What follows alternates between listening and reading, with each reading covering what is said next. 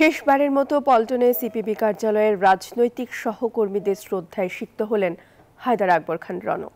কেন্দ্রীয় শহীদ মিনারে শ্রদ্ধা নিবেদন শেষে বনানী কবরস্থানে চিরনিদ্রায় শায়িত হবেন প্রবীণ রাজনীতিক ও উপমহাদেশের প্রখ্যাত এই মার্ক্সবাদী চিন্তাবিদ। হায়দার আকবর খান রণকে শহীদ মিনারে সর্বস্তরে শ্রদ্ধা। আরও খবর জানবো আমরা, আমাদের সাথে যুক্ত রয়েছেন সহকর্মী অন্তরা বিশ্বাস। অন্তরা, কমরেড হায়দার আকবর খান রণকে কি গার্ড অব অনার দেয়া হয়েছে কিনা, শ্রদ্ধা জানানোর সবশেষ খবর আপনার কাছে জানতে চাইব।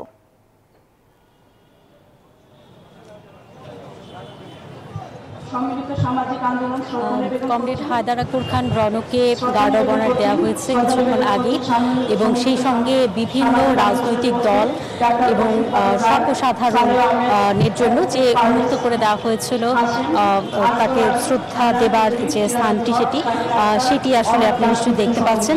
এবং এরই মধ্যে আমরা দেখতে পেয়েছি বিএনপির পক্ষ থেকে, আওয়ামী লীগের পক্ষ থেকে শ্রদ্ধাঞ্জলি দেওয়া হয়েছে, এবং সেই সাথে বাম রাজনীতি করেন এমন অবৈধ নেতাকর্মী তাকে শ্রদ্ধা জানাতে এসেছেন। এছাড়াও শিক্ষাবিদ এবং অন্যান্য রাজনীতির সঙ্গে জড়িত, এছাড়াও একেবারে সাধারণ মানুষ যারা রয়েছেন তারাও তাকে শ্রদ্ধা দিচ্ছেন, সেই দৃশ্যটিও আমরা দেখতে পেয়েছি। আপনি জানেন যে 1942 সালে হায়দার আকবর খান রণ তিনি জন্মগ্রহণ করেছিলেন কলকাতায়, আর তার গ্রামের বাড়ি হচ্ছে নেত্রকোনা।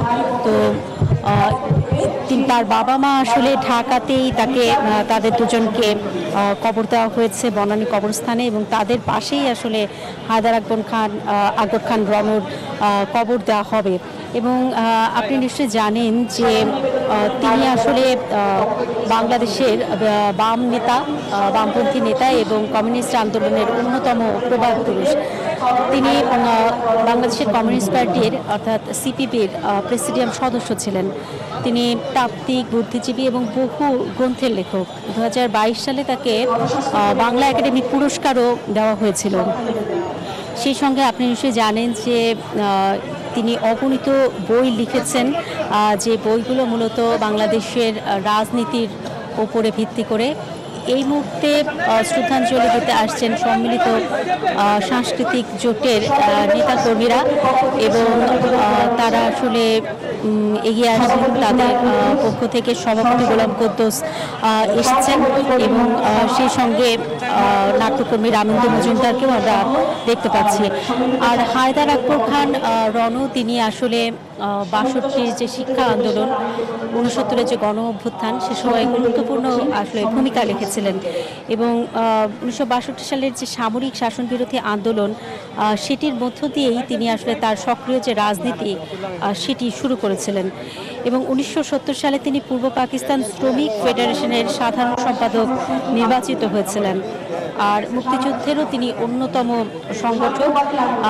সে সময়ও দেখা যায় তিনি একে গুরুত্বপূর্ণ ভূমিকা রেখেছেন। পরবর্তীকালে 1972 সালে তিনি অন্যান্য যে রাজনৈতিক সহকর্মী ছিলেন তাদের সঙ্গে মিলে বাংলাদেশের কমিউনিস্ট পার্টি, যেটি আসলে লেনিনবাদী সংগঠন ছিল, সেটি গঠন করেন।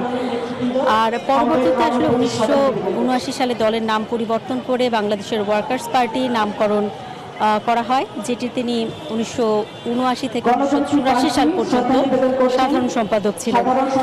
আর 1982 থেকে 1990 যে সামরিক শাসন বিরোধী আন্দোলন এবং 90 যে গণ অভ্যুত্থান হয়েছিল, সে সময় তিনি অন্যতম সংগঠক ছিলেন।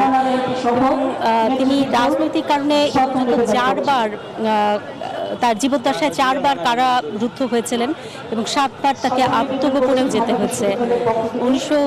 2006 সালে তিনি প্রথম আলো বর্ষসেরা পুরস্কার পান, এবং তিনি আন্তর্জাতিক তহবিল এবং বিশ্ব ব্যাংকের বিরুদ্ধে কথা বলেছিলেন। 2012 সালে তিনি বাংলাদেশের কমিউনিস্ট পার্টির প্রেসিডিয়াম সদস্য হন, এবং পরবর্তীতে দেখা যায় তিনি উপদেষ্টা হিসেবেই আসলে সেখানে কর্মরত ছিলেন। উপদেষ্টা হিসেবে আসলে বাংলাদেশ সিপিপির উপদেষ্টা হিসেবে ছিলেন। আর এই শুক্রবার মধ্যরাতে, দিবাগত রাতে তিনি মৃত্যুবরণ করেন, এবং এরপরে আজকের এই দিনে তার যে শ্রদ্ধাঞ্জলি জানাবার যে বিষয়টি সেটি আসলে সিপিবির পক্ষ থেকে করা হয়। শুরুতে সিপিবির কার্যালয়ে, তারপর র্যালি করে এই কেন্দ্রীয় শহীদ মিনারে আনা হয় এবং কেন্দ্রীয় শহীদ মিনার থেকে তাকে ঢাকা বিশ্ববিদ্যালয়ের যে মসজিদ রয়েছে সেখানে নামাজে জানাজা পড়া হবে। এই ছিল আমার কাছে এখান থেকে।